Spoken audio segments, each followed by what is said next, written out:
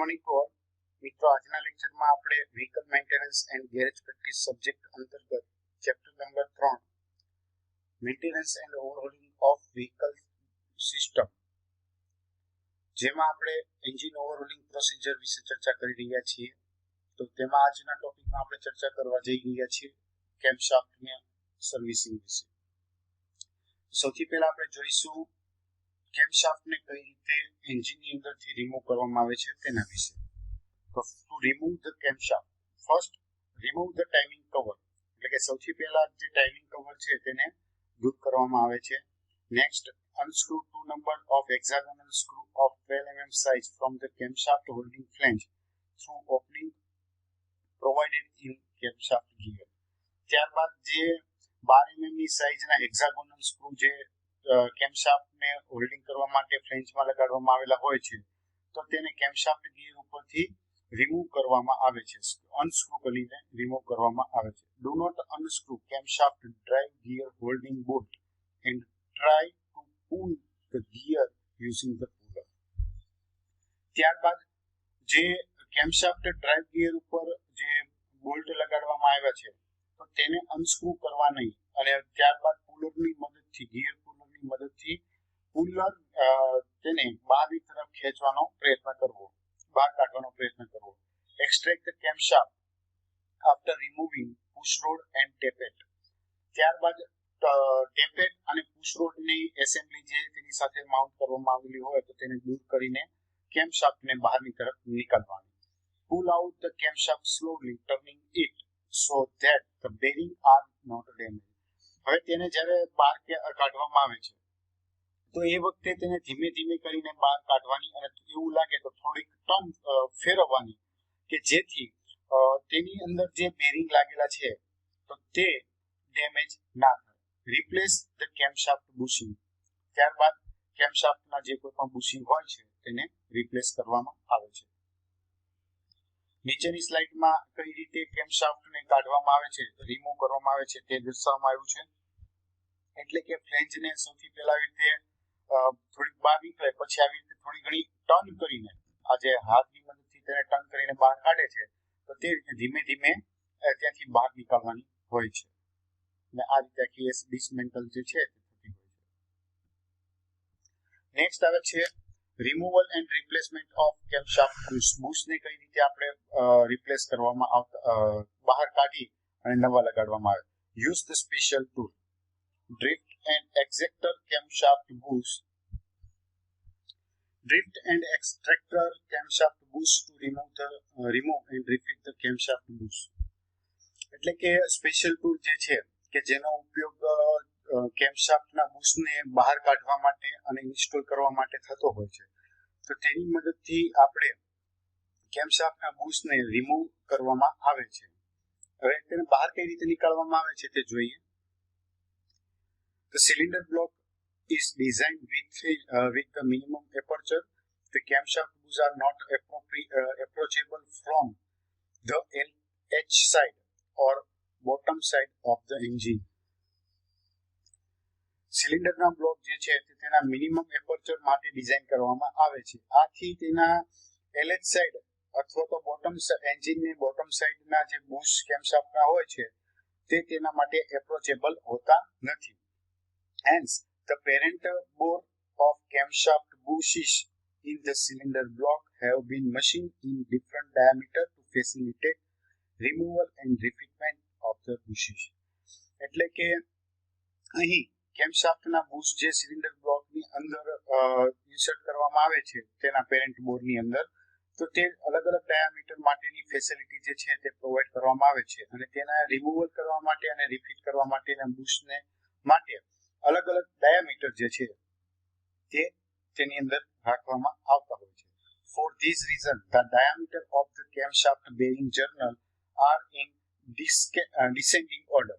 અને આ કારણોસર કેમ્પશાફ્ટ બેરિંગ જનરલના ડાયામીટર જે છે તે ડિસેન્ડિંગ ઓર્ડરની અંદર, એટલે કે ઉતરતા ક્રમમાં રાખવામાં આવતા હોય છે.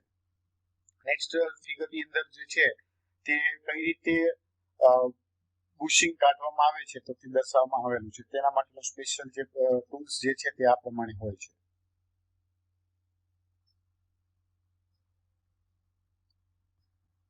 આ એસેમ્બલી મેઇન છે અને તેના આખું છૂપું પાડેલી એસેમ્બલી છે.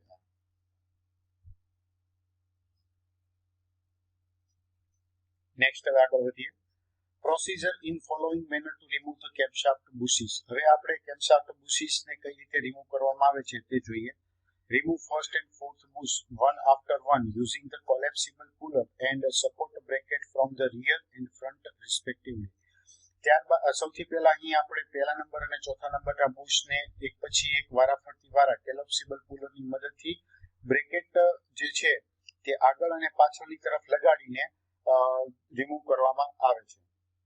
Compress the collapsible puller and insert same into the bush until the collapsible bush expand and hold the bush snugly. ત્યારબાદ જે કોલેપ્સિબલ પુલર છે તેને કોમ્પ્રેસ કરવામાં આવે છે અને તેને સામેની તરફ બુશમાં ઇન્સર્ટ કરવામાં આવે છે, દાખલ કરવામાં આવે છે. એટલે કે આ વખતે તેને ત્યાં સુધી ખેંચવામાં આવે છે કે જ્યાં સુધી તેમાંથી કોલેપ્સિબલ બુશ જે છે તે એક્સપાન્ડ ના થાય ત્યાં સુધી, અને બુશ જે છે તે તેમાં પકડાઈ જાય નહીં ત્યાં સુધી તેને કોમ્પ્રેસ કરવામાં આવે છે. Lightly tighten the nut next to collapsible bunk so that bunk does not collapse when the bush is being pulling out. ત્યારબાદ જે આગળના છેડા ઉપર નટ છે તેને લાઇટલી ટાઈટ કરવા, ધીમે ધીમે ટાઈટ કરવામાં આવે છે અને વારાફરતી તે તેના કોલેપ્સિબલ બંકની અંદર બંક કોલેપ્સ ના થાય તે રીતે બુશ જ્યાં સુધી બહાર ના નીકળી જાય તે ત્યાં સુધી ધીમે ધીમે તેની નટને ટાઈટ કરવામાં આવે છે. Place the support bracket and thrust bearing in place and using the nut and handle assembly pull out the bush. ત્યાર પછી તેના સપોર્ટ બ્રેકેટ જે છે તેને લગાડવામાં આવે છે અને થ્રસ્ટ બેરિંગ ની અંદર તેને માઉન્ટ કરવામાં આવતા હોય છે અને નટનો ઉપયોગ કરી અને હેન્ડલ એસેમ્બલીની મદદથી બુશને બહાર કાઢવામાં આવે છે. Fix the extractor bunk on the appropriate group on the puller shaft. Insert the puller shaft from rear side to the engine carefully. Location the bunk inside the third bush. ત્યારબાદ એક્સ્ટ્રેક્ટર બંકને fix તેના યોગ્ય ગ્રુવની અંદર puller શાફ્ટમાં દાખલ કરવામાં આવે છે અને puller શાફ્ટની અંદર તેના પાછળના તરફથી સાવચેતીપૂર્વક ત્રીજું બુશ જે લગાડવામાં આવેલું હોય છે તેની ઉપર ફિટ કરવામાં આવે છે અને તેને બહાર કાઢવામાં આવતું હોય છે. નેક્સ્ટ જે ફિગર જે છે તો તેની અંદર કઈ રીતે બહાર કાઢવાની પ્રોસિજર છે તો તે દર્શાવવામાં આવેલી છે. એટલે કે અહીંયા પહેલા નંબરનું અહીંથી બહાર કાઢવામાં આવે છે, આ એનું પુલર છે અને તેને આવી રીતે માઉન્ટિંગ કરી અને બહાર કાઢવામાં આવે છે. જ્યારે અહીંયા ચોથા નંબરમાં કઈ રીતે બહાર કાઢવામાં આવે છે, એટલે કે આ ફિગરની અંદર આપણને પહેલું અને ચોથું કેમનું બુશ છે તે કઈ રીતે બહાર કાઢવાનું અને તેના ઉપર નટ હેન્ડલ એસેમ્બલી અથવા તો જે તેનો એક્સ્ટ્રેક્ટર જે છે તે કઈ રીતે એટેચ કરવામાં આવે છે તે દર્શાવવામાં આવેલું છે. બરોબર, તો સૌથી પહેલા આ રીતે પહેલા નંબરનું અને ચોથા નંબરના કેમ બુશને બહાર કાઢવામાં આવે છે. ત્યારબાદ ત્રીજા નંબરમાં કઈ રીતે પ્રોસેસ કરવામાં આવે છે તે નીચેની ફિગરની અંદર પણ દર્શાવવામાં આવેલું છે.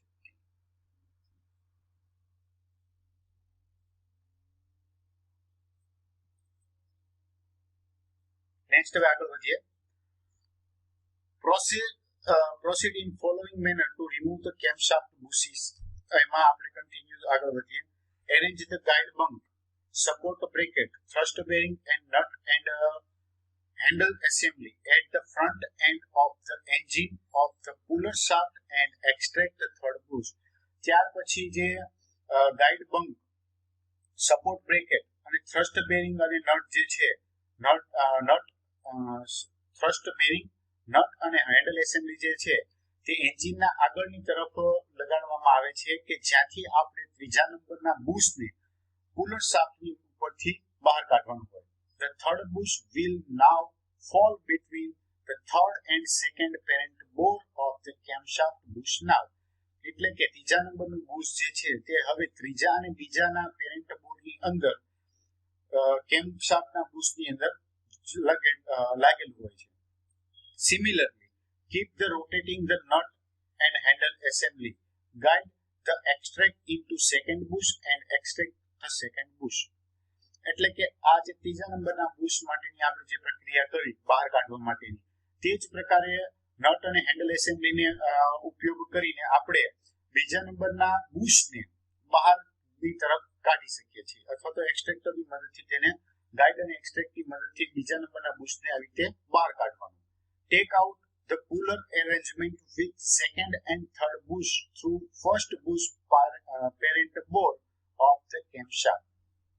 એટલે કે પુલરની એરેન્જમેન્ટની મદદથી બીજા અને ત્રીજા નંબરનું જે બુશ છે તેને પહેલા નંબરના બુશના પેરેન્ટ બોર ઉપર, કેમશાફ્ટના પેરેન્ટ બોર્સ ઉપર તેને લઈ લેવાનું. નેક્સ્ટ હવે આગળ વધીએ. હવે કઈ રીતે ઇન્સ્ટોલેશન કરવામાં આવે છે તો તેના વિશે જોઈશું. હવે આપણે આગળ ચર્ચા કરીશું કે કેમશાફ્ટના બુશને કઈ રીતે ફિટ કરવામાં આવે છે તેના વિશે. પહેલા આપણે બહાર કઈ રીતે કાઢવામાં આવ્યું હતું એ જોયું. Camshaft bush are pre-finish hands handle them with the care. એટલે કે કેમશાફ્ટના જે બુશ છે તે પ્રી-ફિનિશ કરવામાં આવેલા હોય છે, આથી તેનું હેન્ડલિંગ જે છે તે સાવચેતીપૂર્વક કાળજીપૂર્વક કરવું જરૂરી બને છે. Fix the drift bunk on the puller shaft in appropriate groove on the longer puller shaft as shown in figure. આકૃતિમાં બતાવ્યા પ્રમાણે જે લાંબી પુલર શાફ્ટ છે તેના ઉપર યોગ્ય ગ્રુવની અંદર પુલર શાફ્ટની મદદથી ડ્રિફ્ટ ના બંકને ફિક્સ કરવામાં આવે છે. Place the third camshaft bush on the extractor and carefully insert the puller shaft from the rear of the engine until front portion of the drift bunk sufficiently enter the third camshaft bush parent bore. એટલે કે સૌથી પહેલા ત્રીજા નંબરનું camshaft bush જે છે તેને એક્સ્ટ્રેક્ટર ઉપર સાવચેતીપૂર્વક અંદર દાખલ કરવામાં આવે છે. પુલર શાફ્ટ એન્જિનના પાછળના તરફથી પુલર શાફ્ટની ઉપર ત્યાં સુધી કરવામાં આવે છે કે જ્યાં સુધી તે પોતાના ત્રીજા નંબરના કેમશાફ્ટના પેરેન્ટ બુશના બોર ઉપર યોગ્ય રીતે ફિટ ના થાય ત્યાં લગી તેને ઇન્સર્ટ કરવામાં આવે છે. એટલે કે સૌથી પહેલા આપણે ત્રીજા નંબરના કેમશાફ્ટના બુશને ઇન્સર્ટ કરવાનું, જ્યારે ડિસમેન્ટલની અંદર તે સૌથી છેલ્લે નીકળતું હતું. Arrange the guide bunk, support bracket, thrust bearing and nut and handle assembly at the front of cylinder block and tighten the nut and handle assembly until the third camshaft bush is in place. ત્યાર પછી guide bunk, support bracket, thrust bearing and nut and handle assembly નું arrangement કરવાનું engine cylinder બ્લોકના આગળની તરફ, અને તેની nut અને હેન્ડલ એસેમ્બલીને ત્યાં સુધી ફિટ કરવાની, ટાઈટ કરવાની કે જ્યાં સુધી ત્રીજા નંબરના કેમશાફ્ટનું બુશ તેના યોગ્ય સ્થાન ઉપર પહોંચી ના જાય. ત્યાં સુધી તેને આગળના તરફથી ફિટ કરી અને તેની જગ્યાએ તેને પહોંચાડી દેવાનું. નેક્સ્ટ ફિગરની અંદર કઈ રીતે ત્રીજા નંબરનું બુશને ઇન્સ્ટોલ કરવામાં આવે છે તે દર્શાવવામાં આવેલું છે.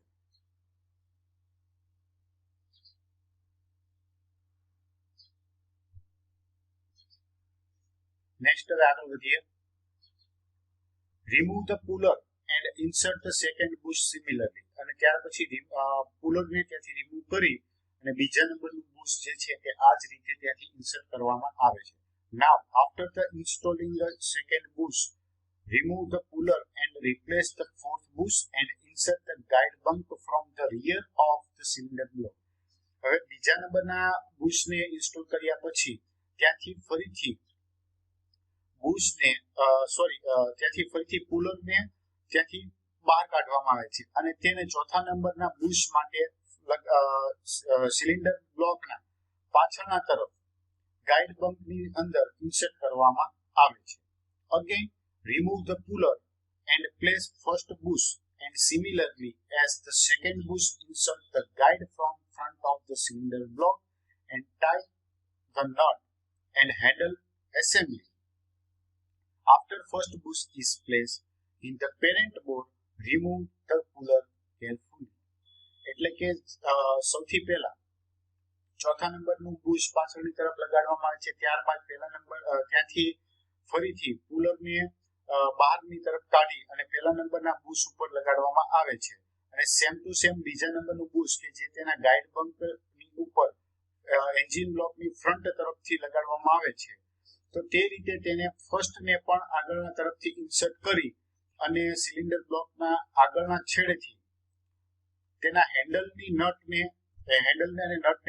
ટાઈટ કરવામાં આવે છે અને આ રીતે પહેલા નંબરનું બુશ જે છે તે શાફ્ટની ઉપર માઉન્ટ કરવામાં આવે છે. એટલે કે પહેલા નંબરનું બુશ જે છે તે તેના પેરેન્ટ બોર ઉપર જ્યાં સુધી ફિક્સ ના થાય ત્યાં સુધી હેન્ડલને નટને ટાઈટ કરવામાં આવે છે અને જેવું તે તેના પેરેન્ટ બોર ઉપર ઇન્સ્ટોલ થઈ જાય કે પુલરને ત્યાંથી સેફ કેરફુલી રિમૂવ કરવામાં આવે છે કે જેથી કોઈ પણ પ્રકારનું નુકસાન જે છે તે બુશ ઉપર ન થાય. નેક્સ્ટ હવે આગળ વધીએ અને જોઈએ if necessary replace the camshaft gear. જો જરૂર જણાતું હોય તો કેમશાફ્ટના ગિયરને પણ બદલવું. Hold the camshaft in vice with a suitable wooden support. Remove the nut, then using a gear puller to pull out the gear.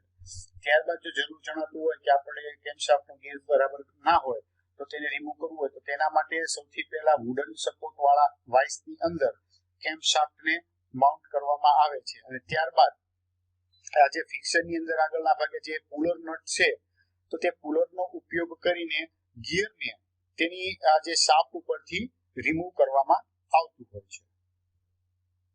Next હવે આગળ વધીએ.